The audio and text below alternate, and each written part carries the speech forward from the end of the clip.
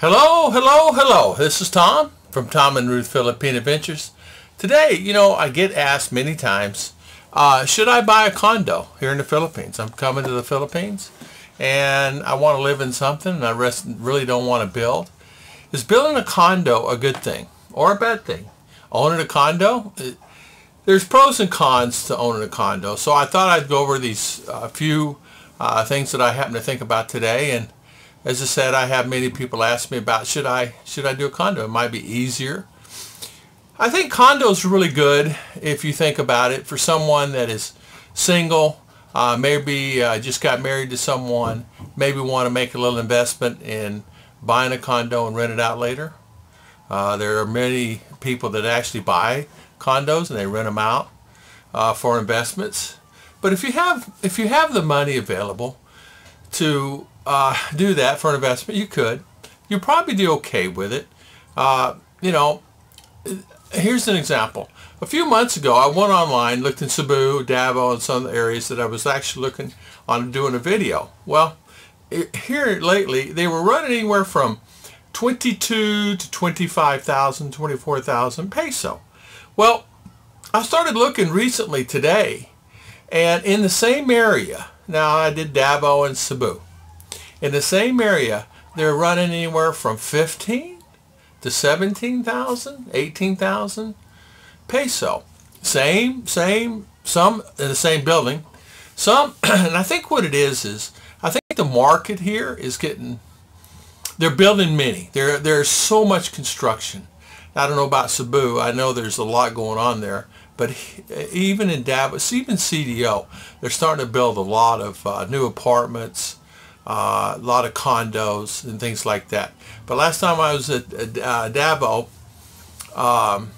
stayed over by SM Mall. They're building. I stayed in a condo, and they're actually building another set right over by there. So I think as the market goes on, you'll see more and more. Now, I think it's more anything like this. I think if you're looking at it and you really want to look at it as an investment, okay. Might be okay. I don't think your dollar value is going to go up considerably, but it will give you a place to stay, and you can rent it out. And you can actually make them sign a lease, a contract, whoever's going to rent it.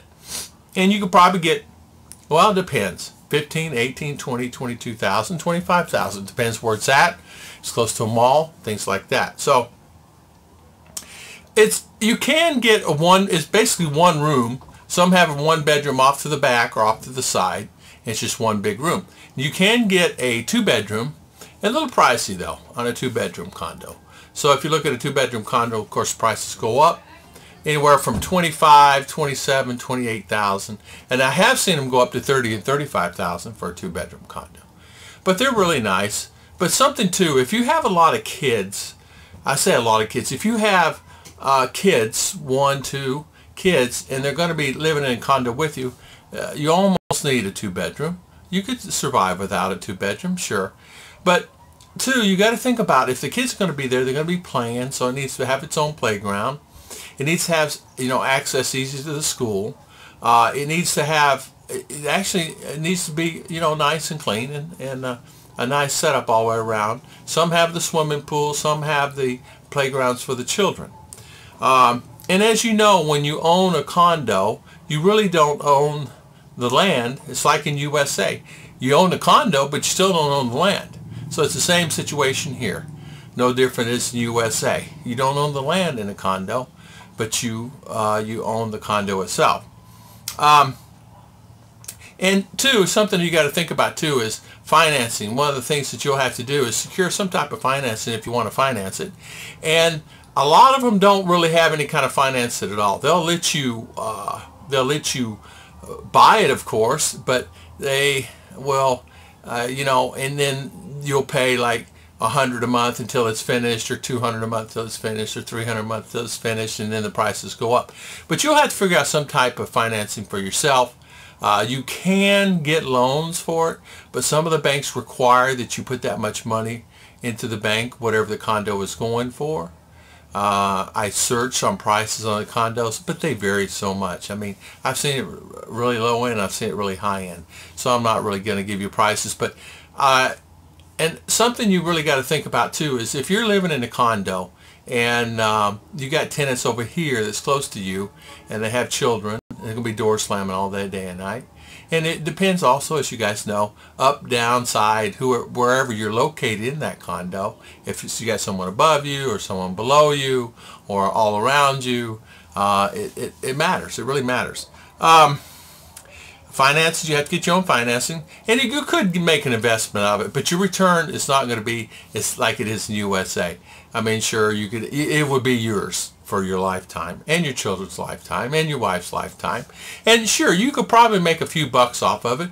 But my friends actually buy them. They bought 3 or 4 of them, and they just rent them out, and they have money to throw away. My friends have money to throw away. They don't mind spending that money on it because they look at it as investment down the road. And then they're smarter than me because, you know, they can do that. They have availability that if they lose sum of money on a condo or 2 condos, it won't kill them. Where it would kill me, it would just like, I would not sleep. If I owned a condo, I wouldn't sleep. I'd be worried about it all the time. But you can actually rent them out. And like I said, they're going from 15, 18. I saw one for $13,000. Really nice condo. It's one big room, about 400, 250, 300 square feet, something like that. This one I looked at was 400 square feet online. And I found them online through RentPad and, of course, Facebook Marketplace. But if you, too, something I want to tell you this is very important. If you have a condo and the homeowners association, they can actually put criteria. If you're going to actually thinking about selling it, they can actually say, well, no condos will be sold at this particular time. But you're still under the guidelines of homeowners association. And that's what makes it really tough. So be careful when you get involved. And if you guys know this from being in the USA, homeowner associations can be really such a heartache. It depends who the president is, the vice president, and re-election and election of all the president and the vice president things. And you know as well as I do, you get involved in some of the politics at homeowner association, it can be frustrating. Been there, done that. That's the reason I lived in a subdivision. And I said that was the last time. Sold my house. I got really lucky. I sold it in one day. And then I got out of there. I put whatever I wanted. I made good money off the house. Sold it. Guy bought it. And I bought another place. But really, if you think about it, I'm not a fan of homeowner associations. That's really the reason why I would personally not own one. But you can own it and you can deal with it. And it's no problem about that. But I just want to say, it might be a good investment. It's up to you, whatever you want to do. And think about it as an aspect of, you know, it's a great place to stay. It's maybe a good place to go vacation. You could have it as a condo for vacation. You could have one on the beach. There's many things that you can do to enjoy the condo. So I want to thank everybody for watching. Please subscribe and like. And thank you.